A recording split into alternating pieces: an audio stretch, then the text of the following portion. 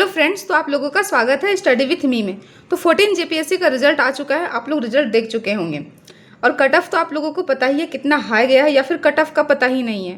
तो अगर आप लोग नए स्टूडेंट हैं और जेपीएससी की तैयारी कर रहे हैं, 15 जेपीएससी की तैयारी में लगे हैं, तो आप लोगों से बस इतना ही कहना चाहूँगी कि प्री के साथ साथ आप लोग मेन्स भी पढ़ें।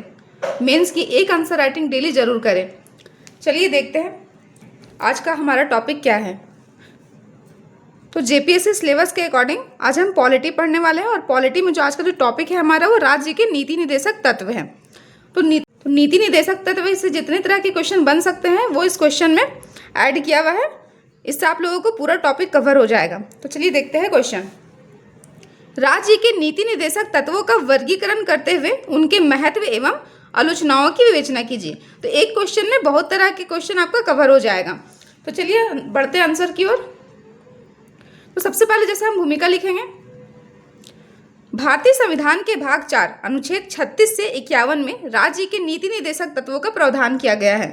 इन सिद्धांतों को आयरलैंड के संविधान से ग्रहण किया गया है। डॉक्टर भीमराव अंबेडकर के अनुसार राज्य के नीति निर्देशक तत्व भारतीय संविधान की एक विशिष्ट विशेषता है। ये राज्य के शासन संचालन एवं कानून निर्माण में दिशा निर्देश प्रदान करते हैं।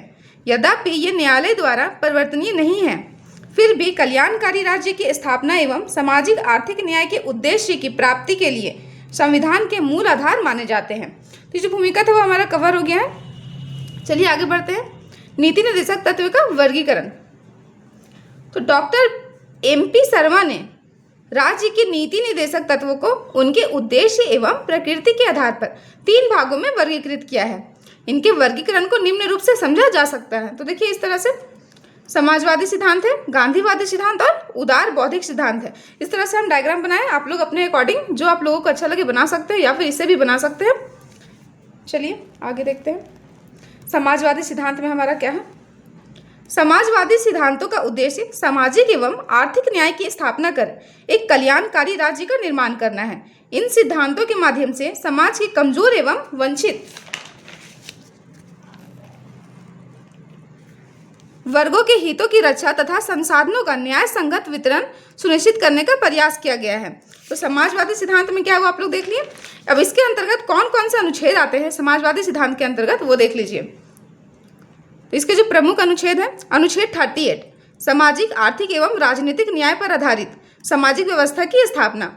अनुच्छेद 39 राज्य समान आजीविका के साधन संसाधनों का समान वितरण, समान कार्य के लिए समान वेतन, बालकों एवं महिलाओं के स्वास्थ्य की सुरक्षा तथा शोषण से मुक्ति सुनिश्चित करेगा।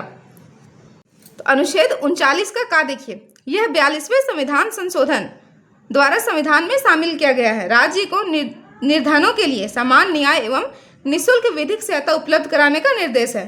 तो ये जो 39 का था वो 42वें संविधान संशोधन कानून के द्वारा जोड़ा गया था। चलिए अगला देखिए। अनुच्छेद 41 काम, शिक्षा, बेरोजगारी, बीमारी एवं लोक सहायता का अधिकार। अनुच्छेद 42 मानवीय कार्यदशा एवं प्रसूति सहायता।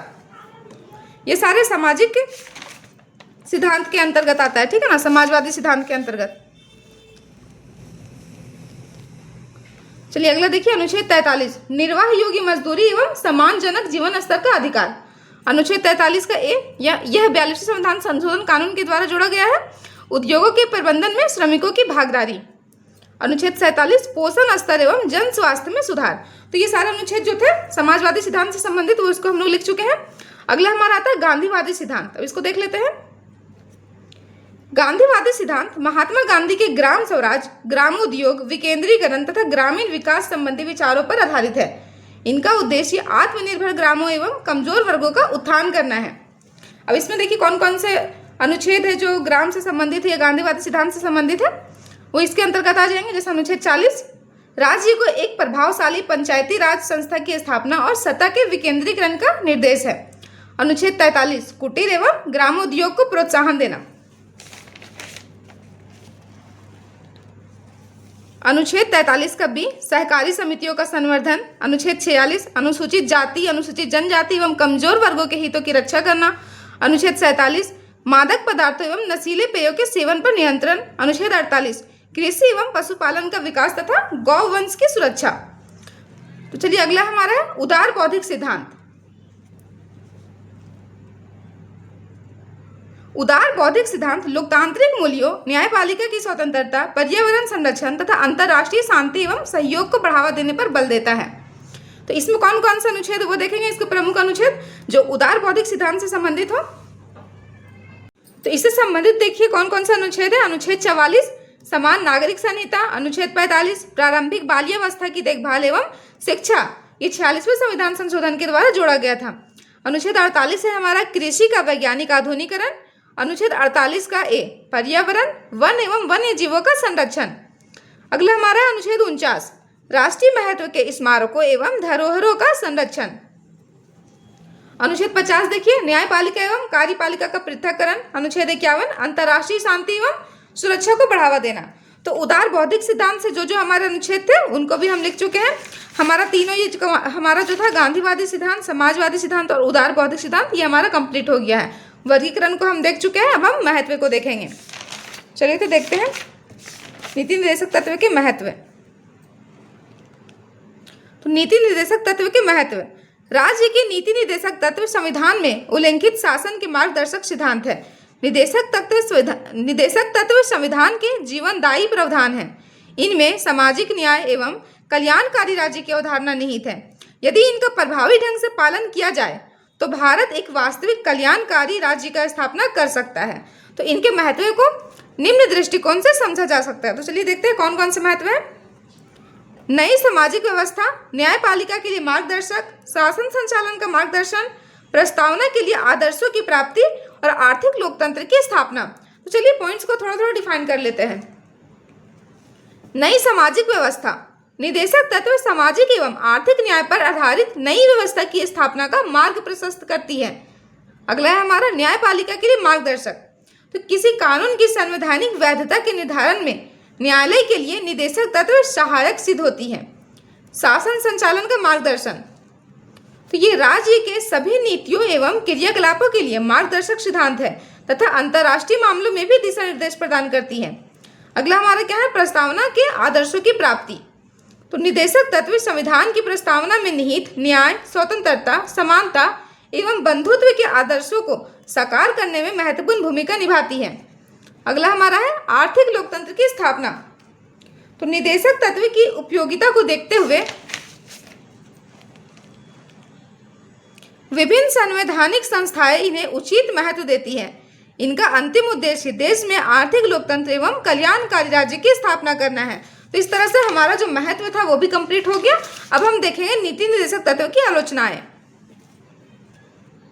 नीति निर्देशक तत्व की आलोचना। यद्यपि राज्य के नीति निर्देशक तत्व कल्याणकारी राज्य की स्थापना के लिए अत्यंत महत्वपूर्ण है, फिर भी विद्वानों ने इनके संबंधों में कुछ कमियां बताई है जो इस प्रकार है। तो किस प्रकार है वो देख लीजिए।